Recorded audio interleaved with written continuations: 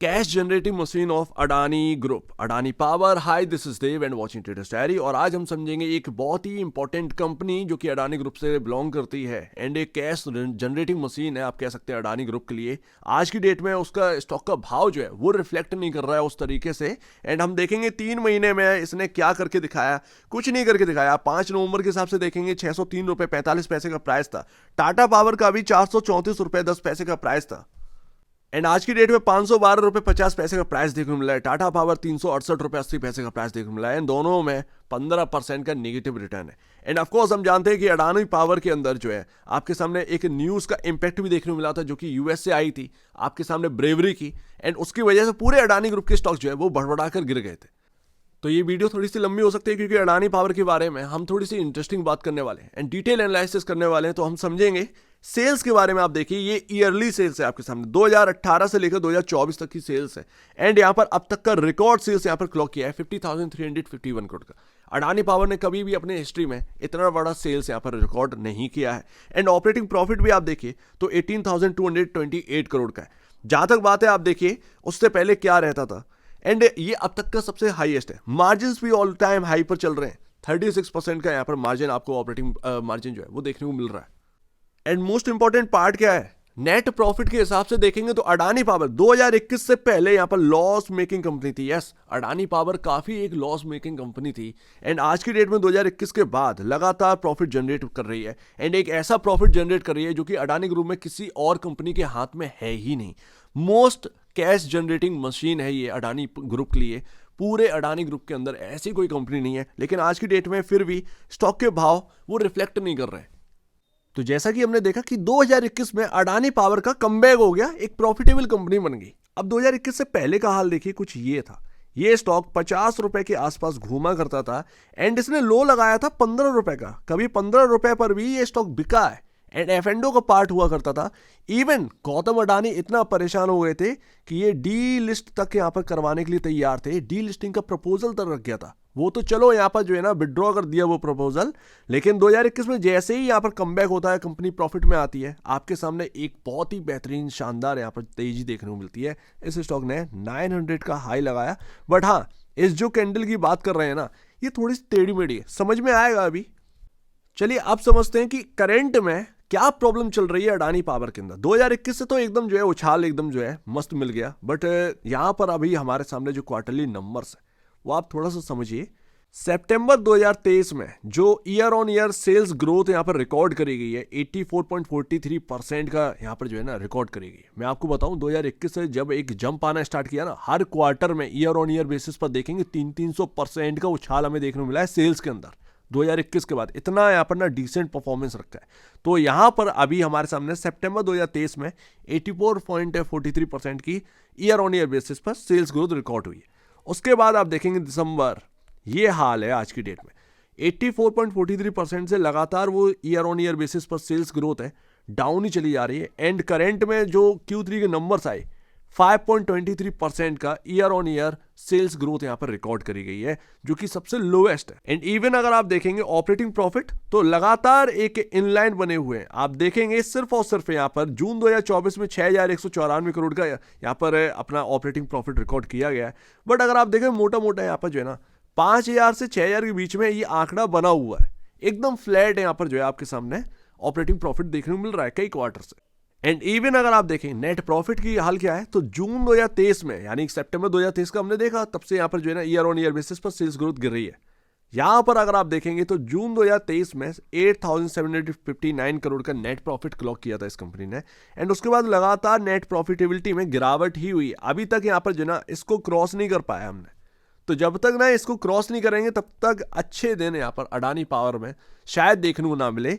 But quarter दर quarter basis पर जो हमारे सामने प्रॉफिटेबिलिटी आ रही है उस बिहाफ पर देखेंगे तो पीयर टू पीयर कंपैरिजन बहुत ही डिसेंट परफॉर्मेंस अभी भी डिलीवर कर रहे हैं। अंतर आ गया है दोनों में, समझेंगे। तो अभी आपने देखा कि कैसे जून 2023 से प्रॉफिट गिरता चला जा रहा है एंड सितंबर 2023 से आपका ईयर ऑन ईयर बेसिस पर सेल्स ग्रोथ का यहाँ पर जो है ना गिरता चला जा रहा है।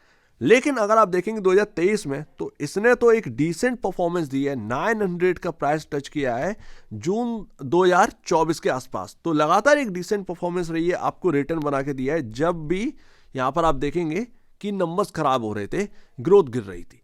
तो ऐसा क्यों? तो देखिए हिंडनबर्ग का जो मामला था तभी ये 410 430 के अराउंड काम करता था। उसके बाद एक बहुत बड़ी गिरावट आई थी अडानी ग्रुप के अंदर, ये भी स्टॉक गिरा था, 128 रुपए का लो लगा था, 430 440 के आसपास से सीधा 128 रुपए का लो। तो वो एक रिकवरी आई 400 430 450 के आसपास एक रिकवरी आई। एंड उसके बाद आप जो है देखते हैं 2024 तक ये रिकवरी चली। 2024 में मार्केट में एक डिसेंट उछाल आने लगी, हर स्टॉक चलने लगा, इलेक्शन और यहाँ पर जो है ना कई सारे इवेंट पड़ने लगे। तो ऐसे में ये स्टॉक एक रेंज में रहा।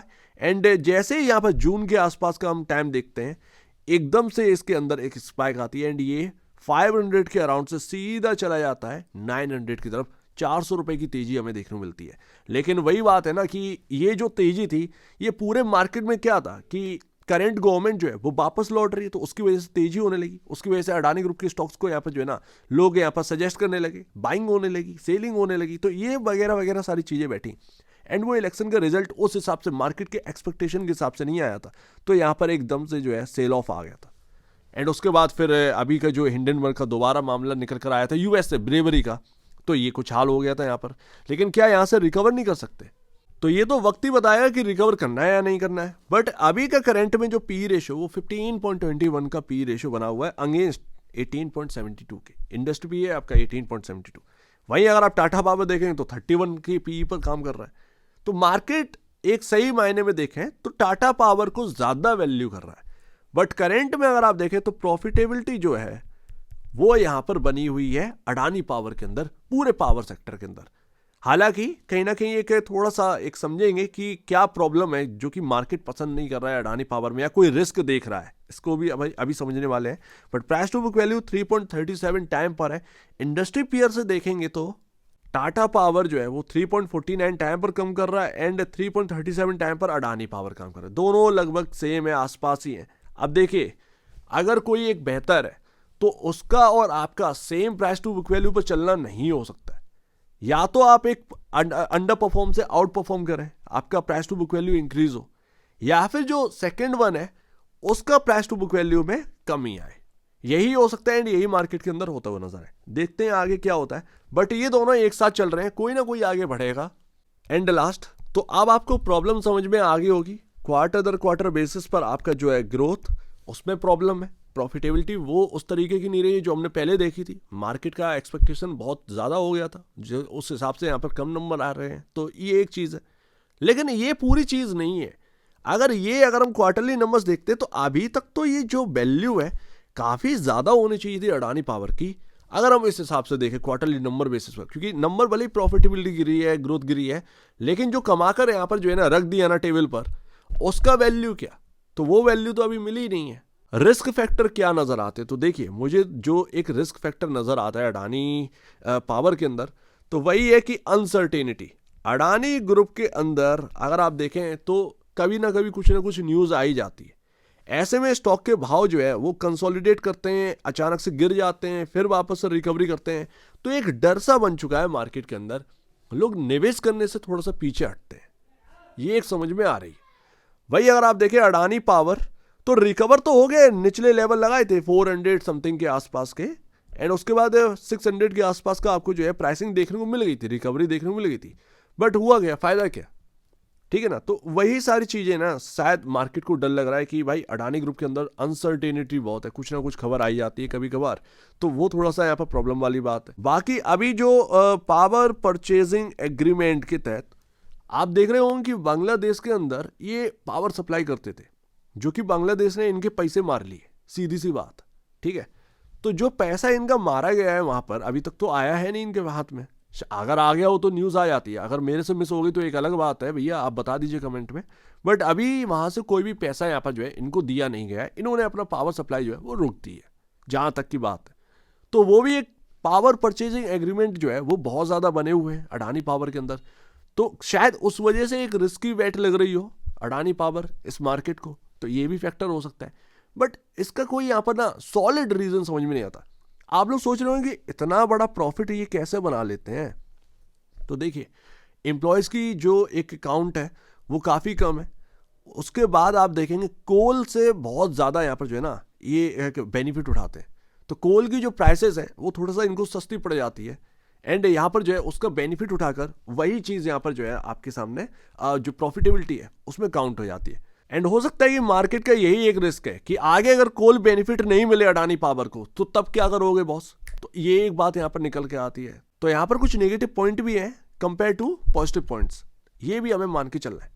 बट देखते हैं आगे आने वाली ग्रोथ, क्योंकि अभी अगर आप देखें तो डेटा सेंटर्स यहाँ पर जो है ना लगने वाले हैं इंडिया के अंदर, एंड उनमें इतना पावर सप्लाई चाहिए कि हर एक की उसके अंदर जगह बन जाएगी।